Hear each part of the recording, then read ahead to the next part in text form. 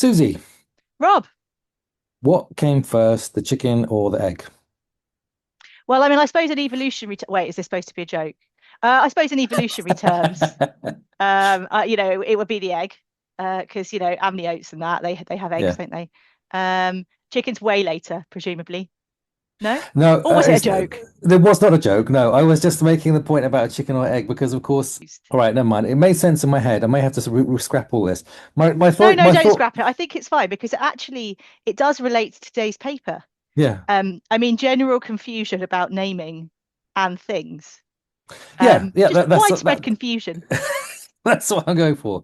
If you just call a chicken, does it become a chicken? Or if I put a chicken in a phylogeny with only chickens in it, is it a chicken? Or if I put an egg in a chicken phylogeny? Anyway, I'm going round about the houses because that's the point I'm trying to. This is my roundabout way to try and introduce our second in our series of paleo fails. Although perhaps we should come up with a better title than that. Is it a Paleo fail, fails is or good. what word should we call it? A snafu, an incident, an occurrence?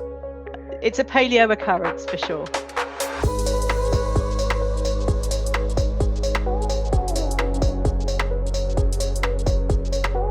What have you been up to this week, Susie?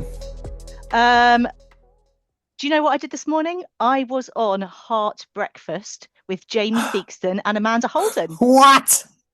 I was. I can't believe you What? missed it, Rob. Are you not a listener? I wasn't listening. What were you doing on Heart Breakfast? Was it Spike and Melis? No, it wasn't. I was on Stump the Specialist, which seems to be a regular feature that they do.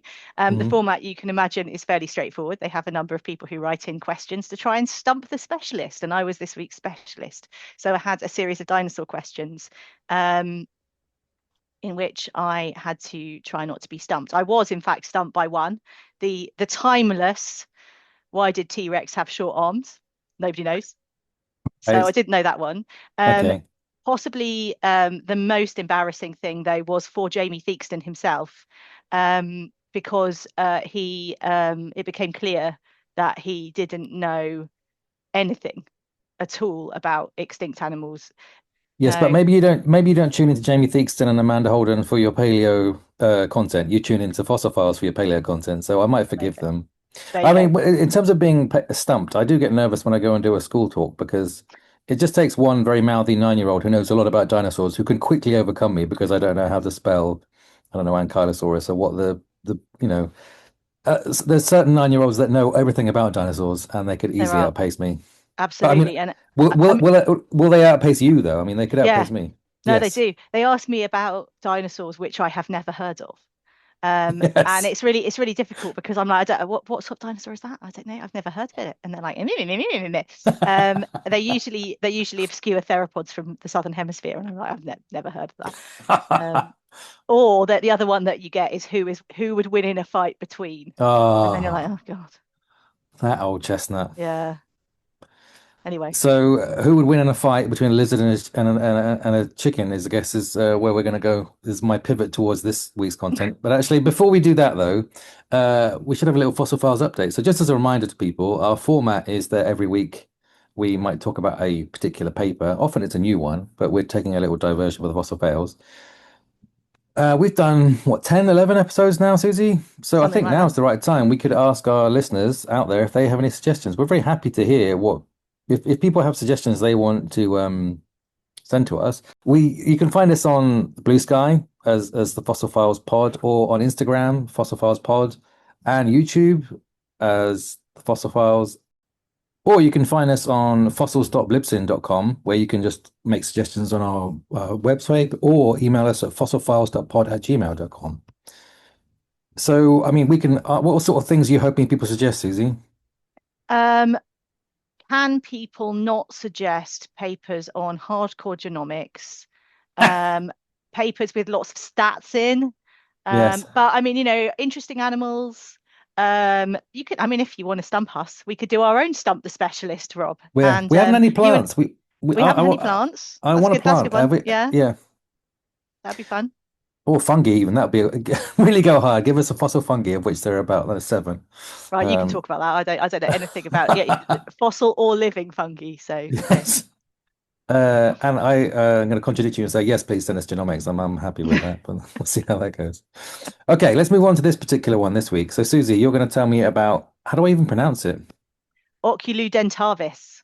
Oculodentavis, Or Oculudentavis. Oculodentavis, I think. Okay, lovely. That's how it's spelled anyway. I mean, it didn't know, did it? So it probably doesn't matter.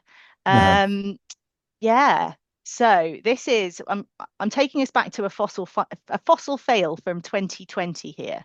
Now, this was a paper that was published originally on the 11th of March 2020. And it is called Hummingbird-sized dinosaur from the Cretaceous period of Myanmar. And it came out in Nature. It caused something of a stir when it came out. Big stir. The big stir. The lead author is Li Daxing, who is from the China University of Geosciences. And it also includes a number of other authors, including Jigme O'Connor and Louis Chiappe, who are experts in Mesozoic birds, and several other people as well. Um, Now, it is fair to say that this paper is controversial for a number of reasons.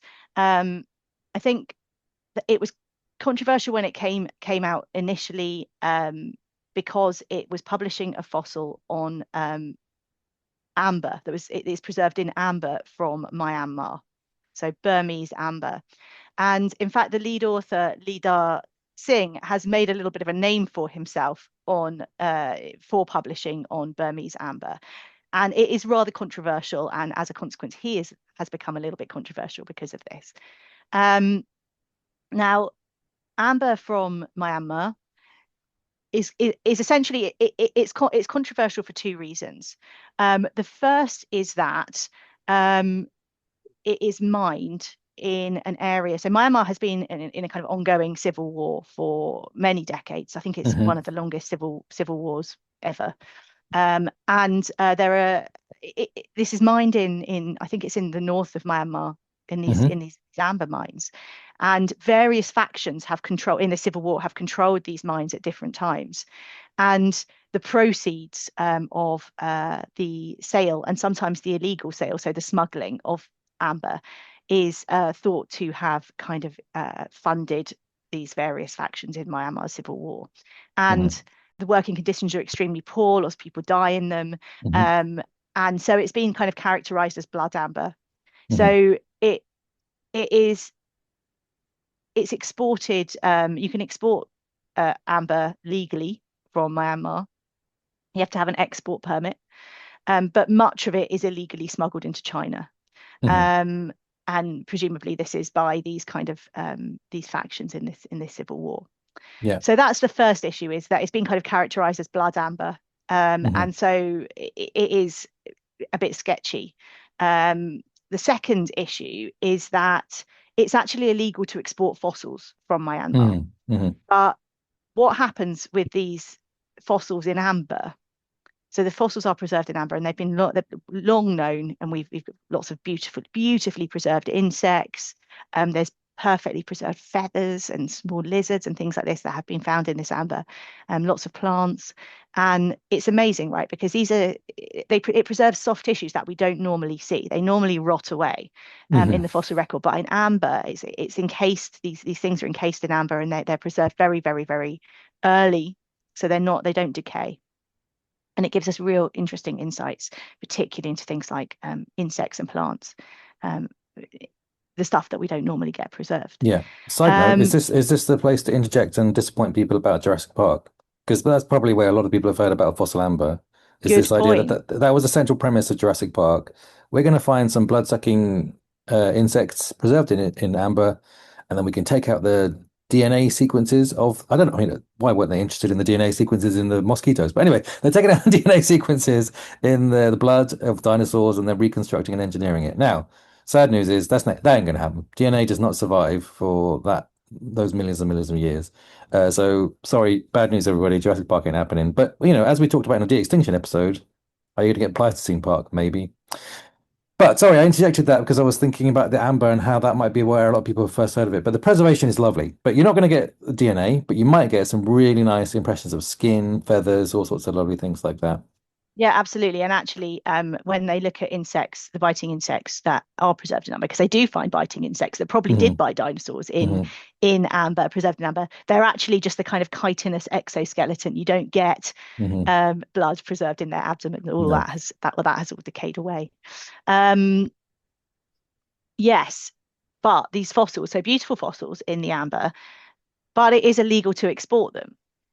But people have been kind of exploiting a loophole, which is where you can export them if you have an export license for a gemstone. Yes. So you can so people have exported fossils from Myanmar as gemstones because they're enclosed in amber. So this is Hmm. a sort of it's the exploitation of a loophole, and there's a bit of a grey area in the law. But Hmm. anyway, I think it's it's clear that many amber Burmese amber specimens, fossil specimens, have been exported illegally, either because the amber has been smuggled out or and is blood amber, or Mm. because it has the fossils were, the fossils aren't supposed to be outside of Myanmar anyway. Hmm. Hmm. So um this actually led to slightly before this, I think 2017, the Society of Vertebrate Paleontology actually wrote to Hmm. a bunch of journals and asked them not to publish on specimens in blood amber. And some journals agreed with this stance. So I'm an editor in chief at the Journal of Systematic Paleontology, and we don't publish any specimen from Hmm. Burmese amber, no matter when it came out. So even if it was exported prior to Burma's civil war, we don't publish on it because it's not clear that the fossils should ever have been exported out at Yeah. all. And actually, the Paleontological Association journals take the same stance. So, Hmm. paleontology and papers in paleontology also won't publish on Burmese amber. Now, when we took that stance, I was on the editorial board of those journals when that decision was made. And actually, it was such a controversial decision that we actually had an associate editor resign because she disagreed very Oh, strongly with that decision. And it's fair to say that it is something that has been um, talked about and thought about, no, maybe not thought about, certainly talked about much more in the vertebrate paleontological community. And different parts of our community kind of have different sort of feelings on these ethics, don't they? yeah.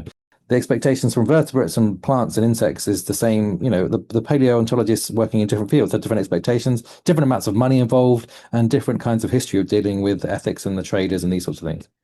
They do, exactly. Mm. It's interesting. I mean, I recently got into a bit of a spat with an invertebrate colleague.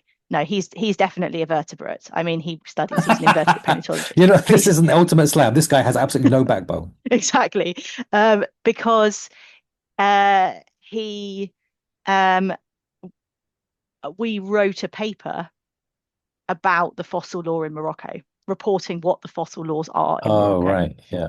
and he didn't like it. So he accused us of applying, ridiculous standards and all this. And I was like, well, I'm sorry, I didn't make up the law. This is just what the law. I'm just reporting what the law is. Like, just because you don't like it doesn't mean it doesn't exist.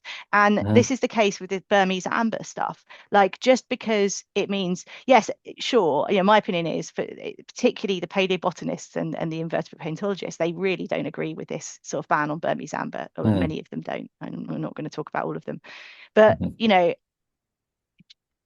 like it's their law and we're Yeah. just breaking it Hmm. like that. I don't think it's black. I don't think it's gray. I don't think there's a gray area about it. I think Hmm.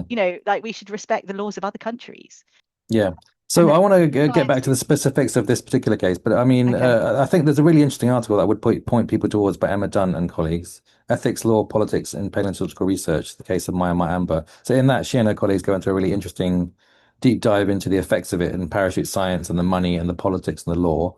So that's a good one. And also they look at how the number of these studies has skyrocketed since like about 2014 when there was a change in you know, this is the difficulty. It's all wrapped up in civil war and political shenanigans and money. And it's a weird story for a paleontologist to have to get involved in these sorts of things. And it's difficult because, these aren't my areas of expertise, but we have lots of colleagues that are tuned into it. But going back to the specific Oculodentavis, Okay, I but I just want to they say, Rob, that yes, yeah. nothing occurs in isolation, and Yeah. as paleontologists, I think we do have a duty to engage with the socio-political conditions Oh, of the no, I countries that agree. cause Yeah. them to Yeah. occur. As evidenced by your chat about Spicomelis last time. But I wasn't going to move on for the ethics question. I was going to move on to the specific Oculodentavis because they published an ethics statement with this as well. I want to talk about this specific specimen. So they have I don't know if the ethics statement came along at the same time, or if it was a response to a reviewer's comment or something. But they have a little ethical issues from Burmese amber as part of this, where they talk about their specific specimen, which is part of the Hupogu or Hupog Amber Museum. Jing et al. Go to pains to point out that this is all in accordance with the law and they're happy with it. And they know a very nice lady, a highly respected Burmese lady, Mrs. Kwan Din. And they're happy that they're doing the right thing. So I guess that's worth pointing out just for the sake of, when we think about this specific case. Yeah, so this specimen, I mean, I guess, publishing on specimens that remain in the country that they're from is, that's fine. That's what we need to be doing, right? So, Yeah. in this case, maybe that's absolutely fine. I think more controversial was Nature's decision to actually publish on a specimen from Burmese amber, Mm. but maybe they made that Mm. decision because of this ethics statement, so it's all fine. Um, so we should move on to actually the Let's talk paleontology about the fail science. aspect of Yeah, this yeah, yeah, paper. yeah, yeah, yeah, yeah, yeah. So there's multiple. That's why this is an interesting story because there's multiple levels of Yeah, yeah, yeah. snafu. So I remember when this paper came out, it caused a bit of a stir, didn't it? There was a commentary on it written by Roger Benson in Nature. Oh, I haven't read Um, his commentary. I need to read that. I didn't read it either, but I just saw that it was written by him. Sorry, Roger. Sorry, Rog. Anyway, but now Roger won't listen. It's all right, it doesn't matter. Yeah. Now, anyway, well, I remember this paper coming out quite clearly. I remember a friend of the fossil files of my colleague at the NHM, Mark Jones, who is a lizard specialist. No, he's not. He's a Yes. reptile specialist. Oh, So yes. he works on. Yes, he Oh, wouldn't oh God, appreciate I you hope calling it he's a not lizard. listening. I hope he's not listening. Yeah. Anyway, he's an expert on lepidopsaurs. So he works on squamates, but also Yeah. rhynchocephalians Yeah. and other Mm. reptiles as well. He's got very, very broad general anatomy of reptiles. Um, Straight away he said that he didn't think this was a bird. I remember him, Mhm. I mean, the day it was published, him telling me that. And Yeah. I think, within hours of this paper coming out, there were Hmm. people all over Twitter saying they've Hmm. made a mistake. That's not a bird. Hmm. But anyway, we should talk about what it is. Oh, and why it So made a splash, I guess, because it was on the front cover, not just because it was a nice fossil, but also because it was a big deal. The way it was being presented, well, you were about to tell us that, aren't you? About yeah, why it was such a big deal. so this specimen, it is a bird's skull. Well, a skull So a preserved skull, yeah. a skull preserved in amber. It's tiny. I mean, I think the key defining characteristic of this thing is that Hmm. it's really, Hmm. really, really tiny. Hmm. And the authors identified this skull, which has a very kind of long, thin rostrum area, long, thin snout. It's got a very Hmm. domed cranium, a large eye with a sclerotic ring. So it's got those kind of bony ring in its eye, and a tooth row. It's got a row of teeth in its jaws. As a bird. And Hmm. the really important thing about this is not only the beautiful preservation, but also that it's absolutely tiny. So it's Hmm. just a tiny, tiny bit bigger than the smallest known dinosaur, which of course is the bee Hmm. hummingbird alive today. And that's the smallest dinosaur that we know, obviously an avian dinosaur. So the authors suggested at the time that this animal had a number of very unusual features for birds. Hmm. Just And to of course, I clarify mean, before we move on, when you're saying the smallest dinosaur, you've just described a hummingbird. So you're describing a modern living thing as a dinosaur, just to confuse people. yeah, What do you know? absolutely. Yeah, what is the smallest non-avian dinosaur? Do we know what that is? I don't know. I think it's going to be I'm something like asking you my. about this is now I'm the 9-year-old dino obsessive. Miss, what is the smallest dinosaur ever? Well, so usually I do answer the bee hummingbird, but Yeah. I think the non-avian dinosaur, I think it's going to be something like Microraptor. I'm not sure, but it's going to be one of these small flying dinosaurs that's closely related to the evolution of birds, but isn't a bird. So Okay. Microraptor is famous for its kind of four-winged state. It's got kind of wings on its legs as well as its arms. Compsognathus comes up when I Google things, but I don't know if that Consognathus, is true. I think Microraptor is smaller than Consognathus. I think Consognathus Okay. is kind of, that was what we used to think in the olden days, But in before either we way, discovered the reason I'm unbirds. mentioning it is because if this thing is Cretaceous dinosaur and it's the hummingbird sized, very telling that they've called it hummingbird sized, not gecko sized in the Yeah, title, because that's the kind of giving it away. We'll come back to that. That it is would be really like orders of magnitude smaller than any dinosaur previously observed. yeah. I mean, it is a bird though. So they did well, okay. Oh God, this is a nightmare, Rob. The authors identified it as a bird, right? So Yes, yes. it is an avian Right. dinosaur, as is the bee hummingbird.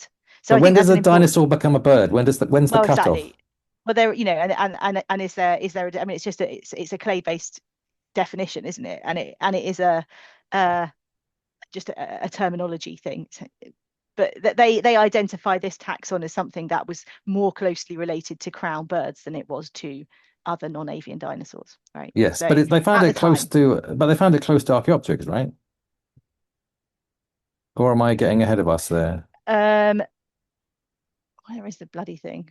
Oh yeah, yeah. Okay, so it's the next node up from Archaeopteryx, right? Yes. And Archaeopteryx is so they have labeled the node in which Archaeopteryx and all other birds are, uh, the common ancestor between Archaeopteryx and all other birds, as Aves. So that's birds. Oh, I mean, I actually, don't like some, that. That's arbitrary. I don't like that. I don't enjoy well, that. some, Either well, I don't, you got stem or you don't have a stem. If you got a crown or stem, that's fine. But I should explain why Susie and I are getting into this quite technical thing because really this is what is a bird? It seems like quite a fundamental question, right? it's really difficult to answer. Yeah, but actually, because we've got all these fossils that fill the lineage, this is where you need to start coming up with the definitions of crown and stem and phylocote definitions it and then it quickly devolves into arcane conversations about where Archaeopteryx was recovered in a phylogeny from 7 years ago. That's why we're going into this detail, and also because why it's exceptionally relevant for this particular taxon because well, what is it? How do you figure out what something is? Do you just chuck it in a phylogeny? Anyway, Susie, I interrupted you. Sorry. I mean, I think the point about what the authors identified this taxon is they did put it in a phylogeny, and where Mhm, what they found it in a position. They found it as a stem bird, but mhm, what we for the purposes of trying to explain this and understand it, it is yeah, more closely related to living birds than it is to other dinosaurs. yeah, Right. That's the absolutely. position in which they found it. Now, they did notice, however, that it did have a number of unusual features. I mean, obviously, we can talk about teeth, right? But Mhm, actually, we do know that early birds had teeth, and I believe Archaeopteryx, which does have teeth, I think, as well. mhm, So there mhm, are, we do know that teeth are a feature of very early birds, and that teeth were lost during bird evolution. Um, but yeah, they identified a number of kind of unusual features, including a unique pattern of skull fusion, the bones fused together in an odd mhm, way, and an mhm, eye morphology, particularly the shape of the mhm, sclerotic ring that resembled the eye of lizards. mhm, Interesting. But of course, this was really significant because it had implications for this kind of what are the lowest limits on vertebrate body size. And they argued that these unusual features that they saw in this taxon were actually the result of miniaturization. And that this mhm, taxon had become very miniature, didn't mhm, appear to be a juvenile because its skull was fused up in certain ways, but it did um, yeah, that all these kind of unusual lizard-like features were convergently acquired due to this tiny, tiny body size. mhm. Now, Cue much excitement. That's why the big splash, right? This is that's why the big splash. the front cover, a lovely specimen. It's a tiny bird. It's unusual morphologies. Great, exciting story. Exciting story. But Um, as I say, within minutes of this paper coming out, I think there were people on Twitter saying yeah, this is not what they said it is. yes, And as I say, our friend Mark was saying yeah, this isn't a bird. yeah. Um, and immediately there were kind of rumors and whispers Hmm. going around that not all was right with this paper. No, one of the first to raise the alarm was from China, from IVPP, from Wang Wei and others in an editorial saying straight away, hang on a second. So yeah, there was. I guess I say because the reason I'm mentioning that is because it wasn't just rumors on Twitter, right? These are actual people that are researchers in the same country working on things similarly, saying, actually, stop a minute, Yeah. have a look. Well, within 3 months, Yeah, a manuscript appeared on bioRxiv. So we talked a little bit yeah. about repositories before, haven't we? 8th of June 2020, a manuscript appeared on bioRxiv titled Mhm. "Is Oculodentavis even a bird or even an archosaur?" Mhm. And it was a manuscript led by a Chinese team, or entirely by a Chinese team, led by Jiheng Li. And it Mhm. was subsequently published as a paper in Vertebrata Palaeontologica in 2021. And all this paper did was they went to the authors of the original Nature paper and asked them for the CT data. And then they basically reanalyzed the CT data. And they claimed in that paper that the authors had missed various features that demonstrated that Oculodentavis was actually a squamate, a lizard. And they then also demonstrated that phylogenetically. Now, a week later, another paper appeared in bioRxiv. Yeah. And this time it was led by Jingmei O'Connor. So she's the second author of the original Nature Hmm. paper. Hmm. And then it had the rest of the authors of the Nature paper.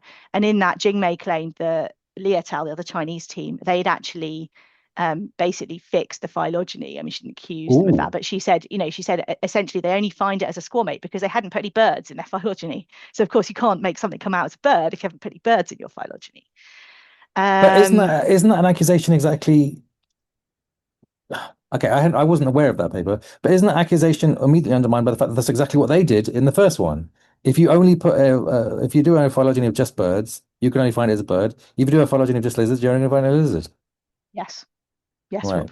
Yes. Sorry, So Susie. I'm they getting did. too worked out. I think I'm the getting Lee too excited. paper, I think the original Lee preprint actually they did they put it into a diapsid phylogeny, but the diapsid phylogeny Uh, didn't have a good sampling of birds. right. Whereas the original paper the original Nature paper only put it into a bird phylogeny, I think. Hmm. And when Lee's paper was published finally formally in Vertebrata Palaeontologica, they then actually took that criticism on board and put it in some different analyses, including one which included birds as well, and they still found it as a squamate. So yeah, they basically said, those weird lizard-like features that you saw. Hmm. Well, It's because it's a lizard. it's because it's a It's because lizard. it's a lizard. Because it's a lizard. And I mean, it was they're yeah they're quite it's quite damning, really. I mean, um, there's a sentence at the end of this paper. I've just got to find it because it's really funny. In the conclusion, oh yeah, the first line of the conclusion of the Li et al. Paper is Oculodentavis means eye-teeth bird, yet neither the eyes nor the teeth suggest that this species was a bird. Ouch. Ouch. In Ouch. fact, Ouch. Ouch. I mean, so another thing I think that they noted from their analysis of the CD data, Rob, is can we go back to our discussion from a couple of weeks ago Yeah. about Mhm. skull finestry, which I know you enjoyed immensely. Oh God, here we go again. I knew we were going to have to come back to this. We are, because it is really important, despite the fact that you don't like it. And one of the things that these guys identified, Li et al. Identified, was it doesn't have an antorbital fenestra. So an Ugh. antorbital fenestra is the hole in the maxilla, the front of the kind of rostrum of the snout, that is present in all archosaurs, but is not present in lepidosaurs. Hmm. And this didn't have one. Now, it is fair to say that things like some crocodilians, some ornithischian dinosaurs, and even some very derived crown birds have actually closed up the antorbital fenestra. Mhm. So, this could be a weird case of convergence where this early Cretaceous bird had closed up its antorbital fenestra, unlike all other known Cretaceous birds. Or It's a not a lizard. bird. Not a It's not, lizard. yes, it's not an So, archosaur. Not an side archosaur. note, this reminds me, stop me if I'm repeating myself from our previous conversation. I remember joking with my colleagues when we were undergrads, this is over like 25 years ago, about what was the most useless fact that we learnt during our undergrads. And we would laugh about it. And bear in mind that not all my biology friends were paleontologists, but I was the only one. The others were interested in other things, like animal behavior or whatnot. And we all agreed that the crocodilia have secondarily lost their orbital fenestra was a really arcane, useless piece of knowledge. And I laughed about that and I laughed about that. And then 20 years later, when I find myself having to come up with a definition, teach the students, and I have to go and find myself out what a definition of dinosaurs actually is. And I was like, right, okay, now I'm getting into these orbital fenestra things. And I raged at myself because I was like, oh no, I actually have to, I'm now going to have to teach the students. I found a way to avoid it, but that was what we agreed was the most pointless fact. And yet 20 years later, here I am talking about it still. On a podcast, on your On a own podcast. podcast. Yeah. So shout out to Claire and Sarah and Lillian if you're listening to Anyway, so the holes in the head are important fundamental things. And actually, if you'd looked at them, you'd realize that it wasn't a bird after all. Not only was it not a bird, it wasn't an archosaur. Right. So Yeah. it's fully okay. But I mean, they also noticed some other things. So another thing about the teeth. So teeth implantation. You'll be a fan of teeth implantation as a fish guy, Love Rob. it. Because whereas to me it's very meaningless, really. But this thing had pleurodont dentition, which means that the teeth are basically attached to the outside of the jaw, the inside of the jaw. They're basically just attached to the bone. They don't sit in sockets. So in archosaurs, particularly in dinosaurs, I think in all archosaurs, we see the teeth actually sitting in tooth sockets, whereas outside of archosaurs you don't always see that. And this thing has kind of teeth that just sit attached directly to the bone. So that's another clue that this thing isn't a bird. No birds that have teeth like that. So anyway, Lee et al, bit orcs. They basically mega orcs said, actually, guys, not sure about that. Anyway, and then of course, so they originally said this in 2020 in this manuscript, in this preprint, and then Jingmei O'Connor wrote a reply saying, no, you guys are wrong. You've misinterpreted. You've carried out this phylogeny that's very biased and means that this thing can't be a bird because that you haven't got any birds in it. And then 2 months later, in August 2020, another preprint popped up on bioarchive. This one's called "The Tiny Cretaceous Stem Bird Oculodentavis is Revealed as a Bizarre Lizard." And again, this paper has now subsequently been published properly in Current Biology with a slightly different title, Unusual Morphology in the Mid-Cretaceous Lizard Oculodentavis. Is this the Bollet one? Yeah. Yeah. Okay, so yes. this is I'm aware of this one, yes. Yeah, this is by Arnaud Bollet and colleagues. And this one was probably more damning in actual fact, because Bollet and colleagues had a second specimen of Oculodentavis, and it was also from Burmese amber. And this specimen also included some postcranial anatomy and a better preserved skull. And they were able to describe it in a lot more detail.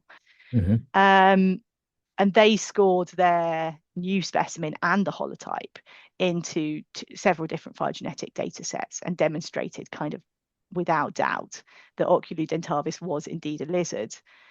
And pretty shortly after that came out, popped up a retraction in Nature of the original paper, and the paper by Lidar Xing, they formally retracted their paper in a very short article. See if I've got it up here somewhere. It's a single sentence, actually. It just says, "We, the authors, are retracting this article to prevent inaccurate information from remaining in the literature.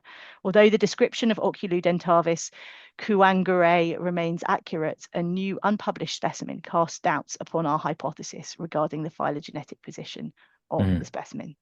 So they retracted the paper. But the name sticks. The name sticks. So actually, somebody else at some point has written something in some niche zoological nomenclature journal, which just clarifies that actually, just because a paper has been retracted, that actually has no bearing on the nomenclatural act. So the name still stands until the International Commission on Zoological Nomenclature withdraws the name, formally rules on it. But actually, there's no need to, right? Because the name is kind of independent of what the taxon is, whether it's a bird or a lizard, it doesn't matter. So it's just that Oculodentavis is now a valid taxon of lizard instead of a valid taxon of bird. So name it's a lizard doesn't called affect. bird. Yes. It's a lizard called eye-toothed bird. Yes. Yeah. And why not? So what does retraction actually mean? Maybe we should actually cover what that means. So I guess with respect to the name, right? I mean, all papers get retracted for all sorts of reasons. Retraction watch are out this. So Yeah. papers sometimes have to get withdrawn. Maybe there was, a new way of interpreting it. Well, a new way of interpreting it doesn't necessarily mean it needs to be withdrawn, but maybe there was some problem with the way it was done, or the data weren't available, or actually it's fundamentally flawed. But a retraction kind of means it never existed in the first place, right? So it's now gone. But in this case, well, I don't know. What's your understanding of retraction? I think it's kind of a bit pointless, really, isn't it? I mean, I Yeah. guess it's a way of the authors holding up their hands and saying, yeah, okay, what we said in this paper, we no longer believe.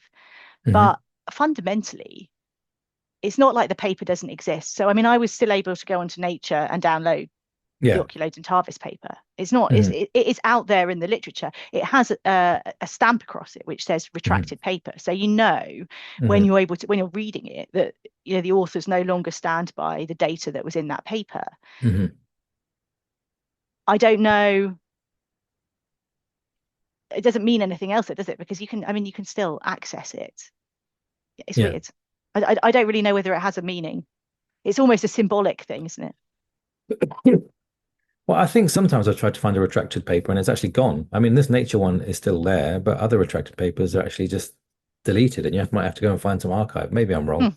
but that seems even more shady. Like, well, if we want to know what the mistake was, we need to be able to read it. But it's Yeah. I mean, what's the bar for something getting retracted? It has to be quite high, I guess. But Yeah. I mean, I think the authors they could have published a correction. And that's the other thing you yeah, can do is you can always publish a yes, correction. that's much more common. Um, yeah. Well, it is in paleo. I mean, I think like if you mentioned retraction watch, and Mhm. there's a lot of the retractions there. They seem to be more about sort of uh, really ethically dodgy stuff, right? Like Hmm. people faking data, Hmm. faking results, paper mills, stuff like that, Hmm. as opposed to authors making a genuine mistake and in misinterpreting something. Yeah, I mean, in some senses, that well, this is difficult because there's two errors. There's a lot of issues wrapped up in this paper, which is why it's an interesting thing to talk about. But one of the issues, I guess, is fairly straightforward, right? I mean, I could see that happening. You found this interesting looking fossil. I've looked at it through the lens of a bird, and I put it in a phylogeny for a bird. It's a bird. I think that is, in some senses, forgivable. But Yeah, then there's the ethic. But then add on top the ethical issue of where the specimen is, where the data are. Is it from a dodgy, legally and ethically dubious place? That's I don't know if we. That's a separate issue, right? I mean, the two don't. Are they two related? Do they inform each other? I'm not sure they do really, because I mean, I think if the authors worked on the paper and wrote the paper on the specimen, then they Hmm. are obviously happy with the ethics of where the specimen is. And I mean, Yeah. certainly the lead author has published tons of papers on Burmese amber, so he's not worried about it. I mean, the I think there's a question that if, from the journal's point of view, that a journal Mhm. can retract a paper, can't it? Yes, So that the that does happen. publishers, Yes, sometimes yeah, the authors can say, "Don't. I don't want you to retract it," and the editors and the journal have to say, "Actually, we do retracting it anyway because we don't want this anymore." yeah. So had the had had Nature publishing group gone, well, this specimen is was really problematic, then presumably they could have chosen ethically to reject it. Now they didn't feel that way. It doesn't actually seem like Mhm. it was perhaps that Mhm. problematic. But yeah, I mean, there's different reasons why and different ways in which you can be retracted, isn't there? This is making me all sweaty just thinking about the fear of one day opening an email from an editor saying we're actually deciding to retract your paper. Panic! What's gone on? Horror, horror, horror. Even just the thought of it is making me sweat. So I guess, well, it happens, right? We all got to take the rough with the smooth, I guess. Yeah, and I mean, it is science is the scientific method Yes, in the end. I mean, yes, and this yes, is why yes. I'm a bit surprised they went to the effort of retracting the paper because, um, you know, the scientific method is that we've talked about this before, particularly with phylogenies, that Yeah. any phylogeny you put out there is only ever a hypothesis based on the data that you have available to you at the time.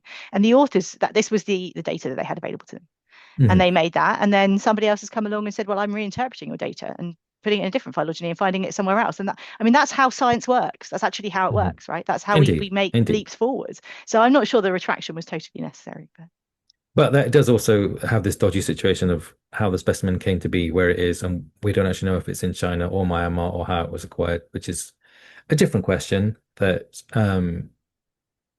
it's worth thinking about. What a mess. But I guess if you call it eye, teeth, bird, and put it in, it's going to be a bird, I guess. So How do you maybe choose our names? yeah, maybe our take home from this is that when naming your taxon, always Yeah. name it in a vague enough way that it could be almost anything. Taxon 72A. That's Yeah. what I'm going to call it. How do you choose? You name things more often than me. How do you choose your names? Um, it's tricky, isn't it? Usually, Hmm? when I publish papers with Paul Barrett, he comes up with really good names for them. So I just go with Oh, what he yes. suggests. It's best Is way. it Uh, actually, good? I was trying to come up with a name for a new dinosaur this morning, and I was Googling the Latin for various words in the locality name Hmm. of where it's from. So I was looking at well, I don't want to give too many hints No away. spoilers. But let's say We can't offer name a dinosaur as a fossil files listener prize. Then that's not going to happen. no, No, but no. I mean, This is a privilege reserved for you. I'll give you an example. Yes. The specimen was from a brick pit, and I Hmm. was looking for the word for brick in Latin, for Hmm. example. So I was sort of thinking along those sorts of lines. Other things that I've named dinosaurs on, tried to name them in the local lingo, Hmm. or so I've named a Welsh dinosaur in Old Welsh. Yes. Um, Yeah, I've seen I some Gallically actually, named dinosaurs, Scottish Gallic yeah, names as well. But you yeah. don't have, I mean, you don't have to name, when you were looking up the Latin for brick, you could have just used brick, couldn't you, in I English? could have done, yeah, but it's just not a very nice word. No, there's got to be an aesthetic Brickosaurus part to this. Yes, sounds a brick bit is. shit, doesn't it? Yeah. So and I've named two dinosaurs after people, after my colleagues actually. I know Hmm. this is controversial, but I don't think it's controversial. I named one after Angela Milner, who was Hmm. my colleague at the Natural History Museum, very famous dinosaur researcher who died Hmm. um, a few years ago, right before we named this little dinosaur from South Hmm. Wales. And so we named that after her. And Hmm. I named one after Paul Barrett, just because he's been Oh, a, sort of mentor nice. and really important advisor throughout my Hmm. career. So I named a dinosaur, an ankylosaur, after him. And he said in the press at the time when the paper came out that he was really pleased that we'd named a short-limbed, wide-bodied, spiky animal after him. Very fitting. Although I Mhm. guess Paul is quite hairy. I don't know if this ankylosaur is hairy. That would be quite the nature paper to find a hairy ankylosaur. I, Paul, if you're listening, Rob said that, by the way. We love you, That Paul. was We not love you, Paul. scripted. Yeah. Thanks, Susie, for bringing this mess to our attention.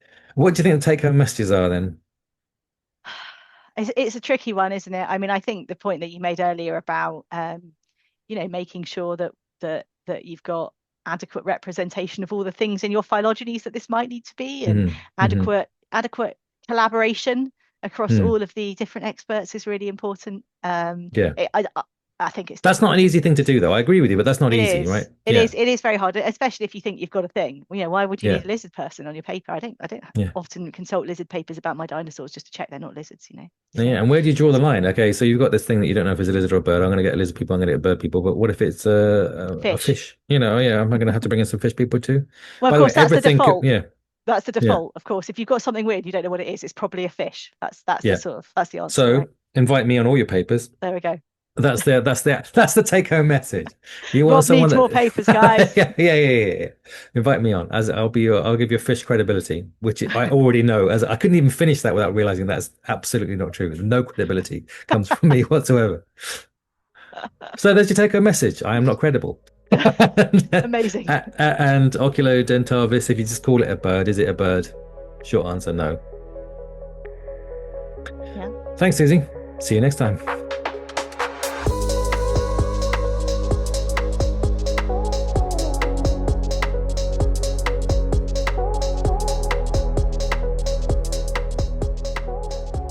The Fossil Files was presented by Robert Sansom and Susanna Maidment.